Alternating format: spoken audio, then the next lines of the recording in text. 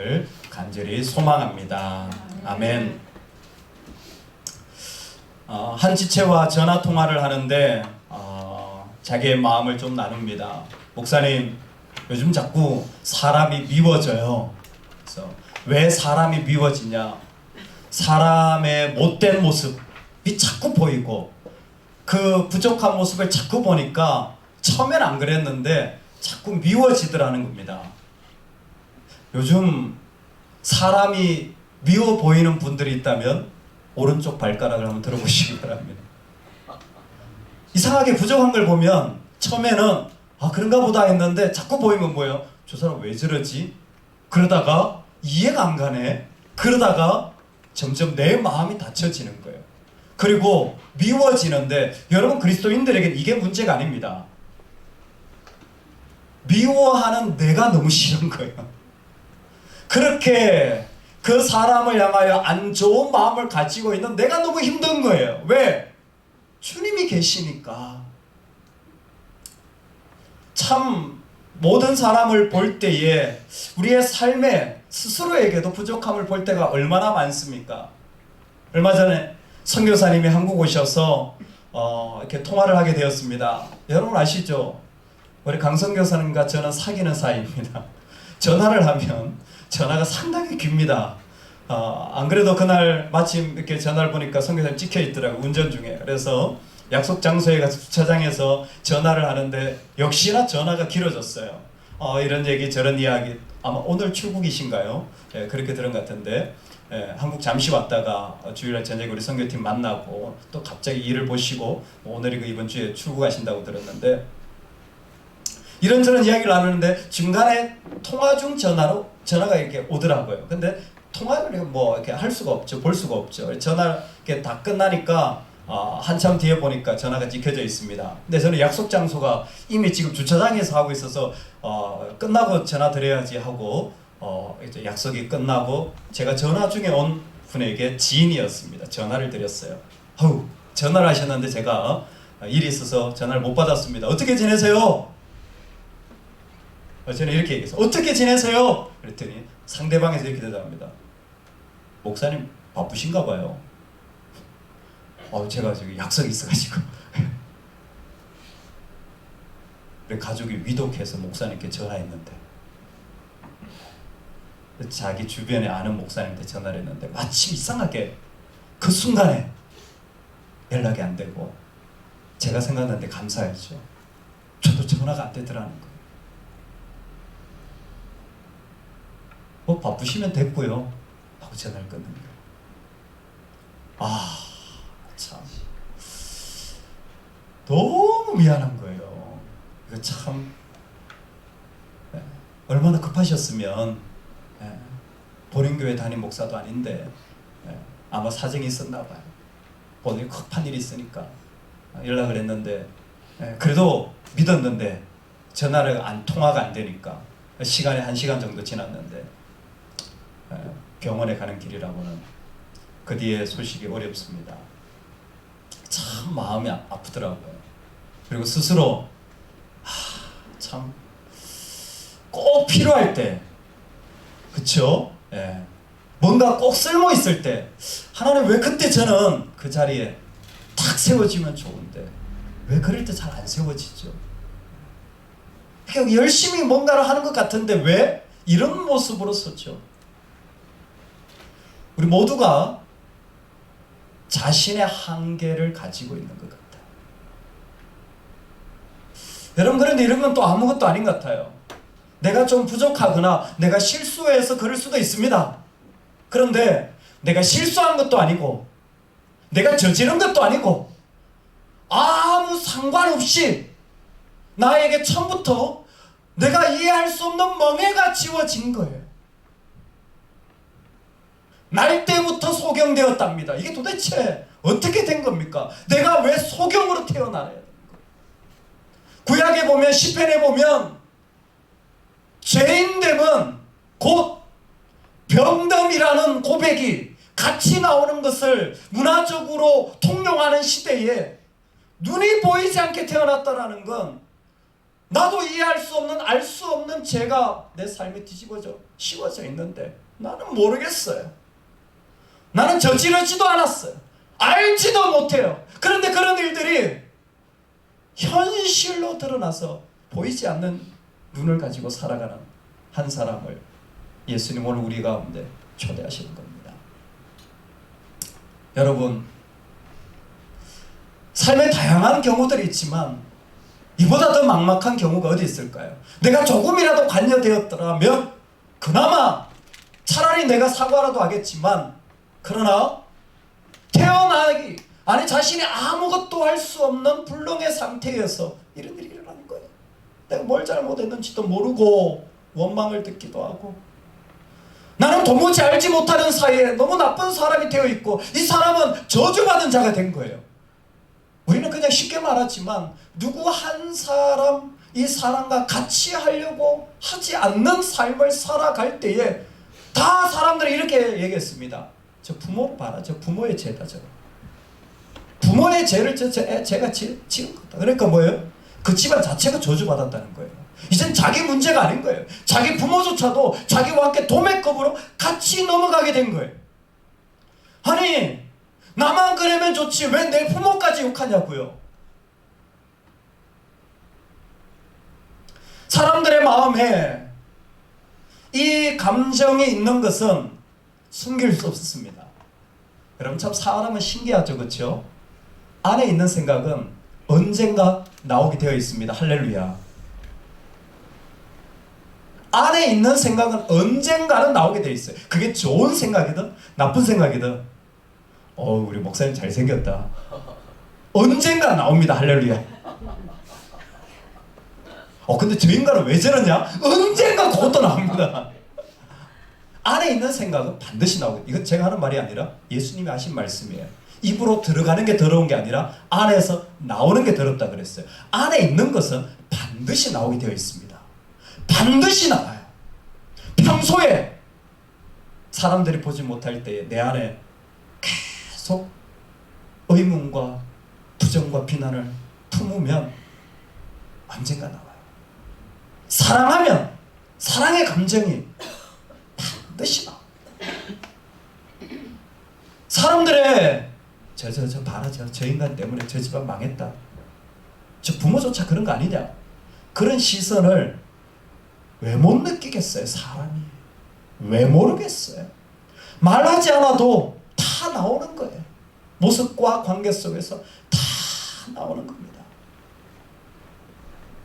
그때 예수님이 다른 해석 하나를 하시죠. 이 사람이 자기도 알지 못하는 이 어마어마한 일을 짊어지고 살아가는 것은 하나님의 영광을 나타내기 위한 것이라는 것입니다. 하나님의 영광을 나타내기 위한 것이라는 거예요. 여러분, 믿겨지십니까?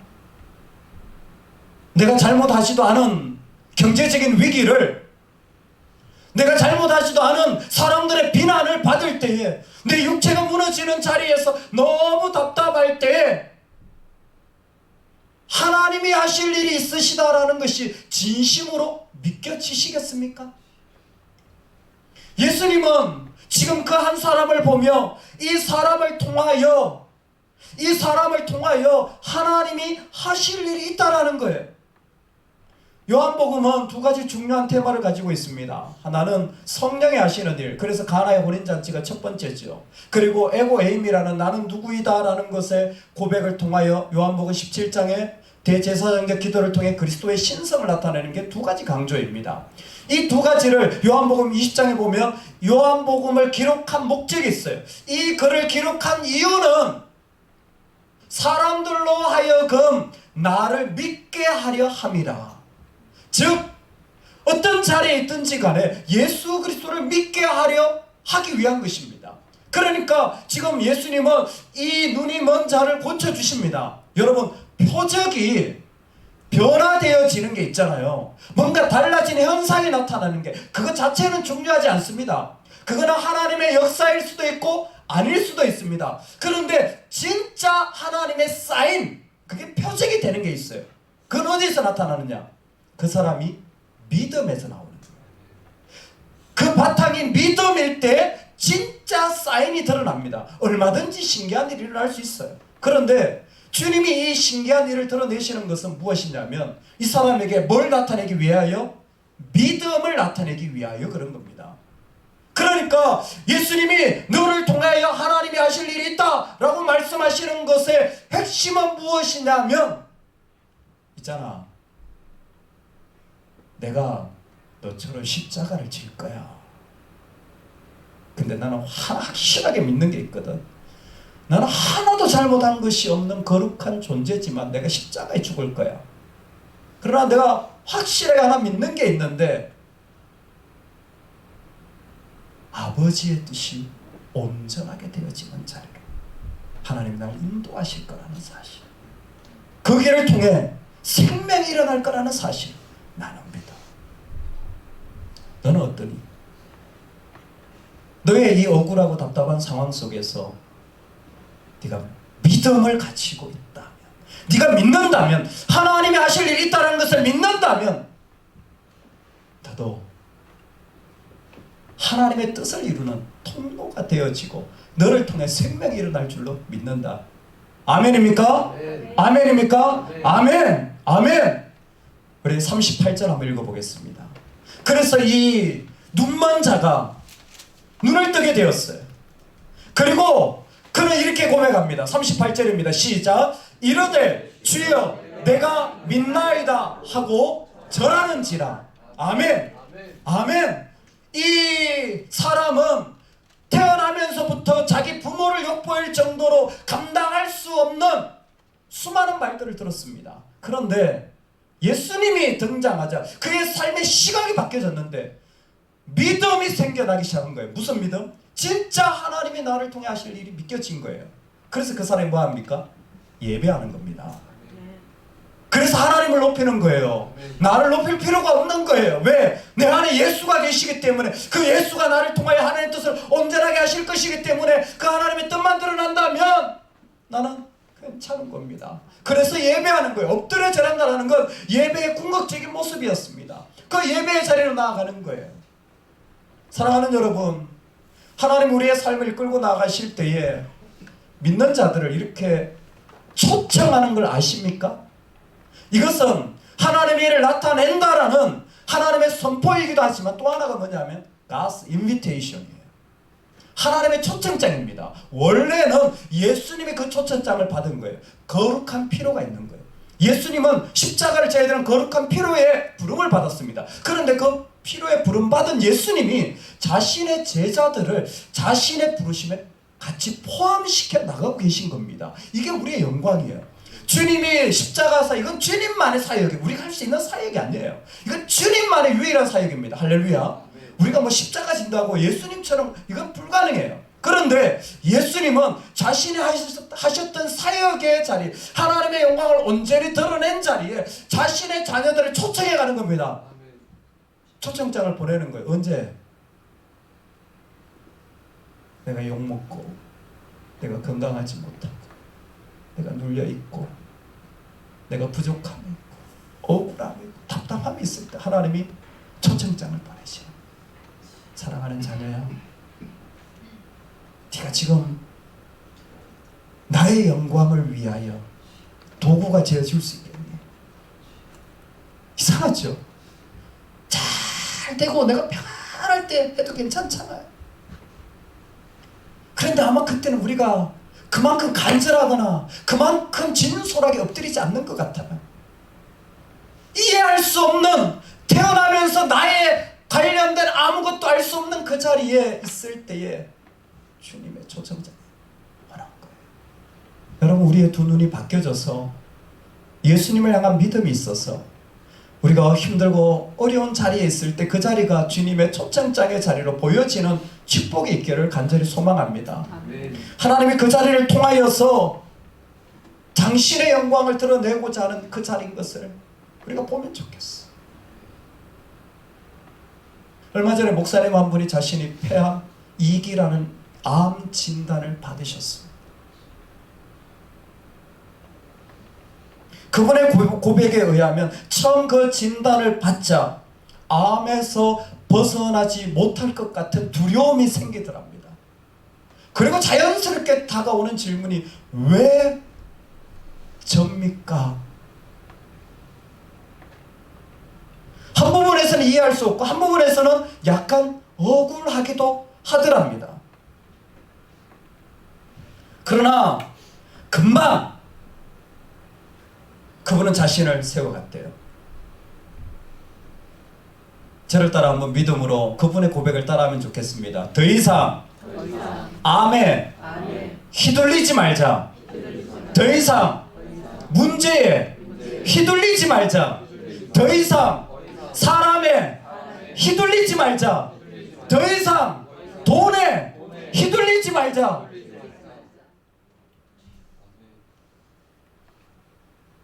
내가 왜 암에 휘둘려 내 인생이 좌지우지 되어야 하지?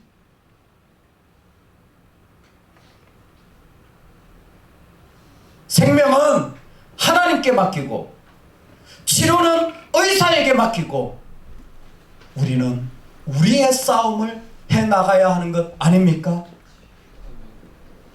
여러분, 우리가 얼마나 쉽게 사람들이 한 말에 흔들리는 존재인지 모릅니다. 예전 청년들과 성경 공부하는데 한 녀석이 했던 말이 잊혀지지 않아요. 웃으면서 자기를 소개하는데, 목사님, 저는 팔랑귀예요. 저는 사람들이 이렇게 말하면요, 그게 마음이 쏠려요. 이렇게 하고 저렇게 말하면 이렇게, 그게 쉽게 그렇게 잘 돼요. 근데 살아보면 그 청년만 그런 게 아니라 너무 많은 사람들이 이 땅의 팔랑귀인 거예요. 자기 감정의 팔랑귀이고 세상이 하는 말들의 팔랑귀이고, 그게 휘둘려서 정작 내가 하나님 앞에 살아가야 할 초청장을 보지 못하는 거예요.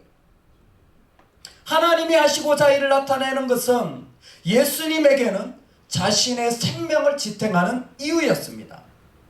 그래서 오늘 말씀에 밤이 오기 전에 자신의 일을 끝내려고 합니다. 자신이 살아가는 이유는 밤이 오면 못한다라는 것이 아니라 예수님 역시 제한된 시간 속에 한계된 삶의 자리에 살아가고 계셨다라는 것입니다. 예수님도 이 땅의 시간의 제한, 삶의 제한을 받으며 사셨다라는 거예요. 그러나 이것을 꼭 해야 되었습니다. 왜? 예수님이 일을 하셔야 우리로 믿게 할 수 있었기 때문입니다. 우리가 그 자리에서 하나님의 초청장을 받아들이고 믿음의 길을 걸어갈 때 우리도 생명이 지탱되어질 뿐만이 아니라 우리와 함께 있는 자녀들도, 우리 가정도 믿음으로 일어나게 되는 줄로 믿습니다. 이 땅이 거룩해지는 방법은 바로 그 문제와 사람들과 낙담에 휘둘리지 않고 하나님의 초청장을 받아 하나님이 하시는 일을 부여잡고 나아가는 자들을 통하여 하나님의 일들이, 영광이 이 땅에 드러나게 될 줄로 믿습니다. 사랑하는 여러분, 예수님은 그래서 이런 자신을 세상의 빛이라고 말씀하셨습니다.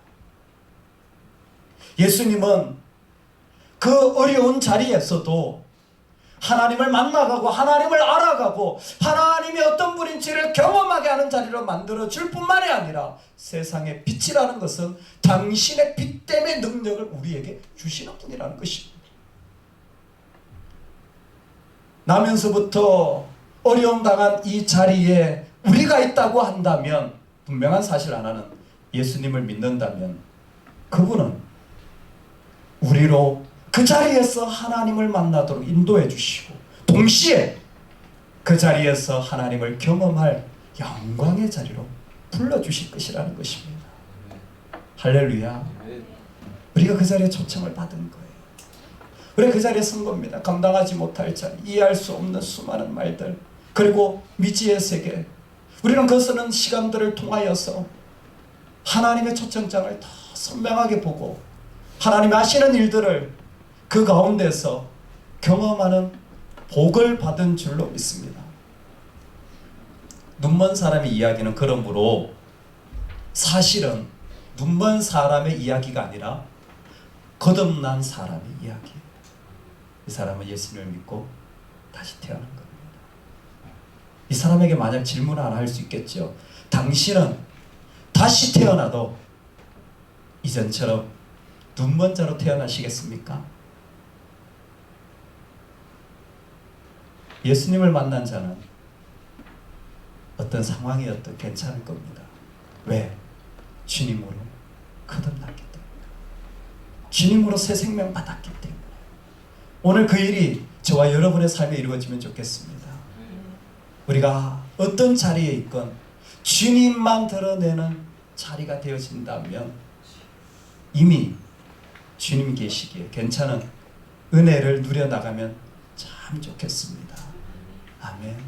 하나님 아버지, 우리의 삶의 자리를 걸어나가고 살아나가고자 합니다. 당신이 우리를 세우셔서 이끌어 나가는 자리에 벗어나지 못할까 두려운 마음이 들고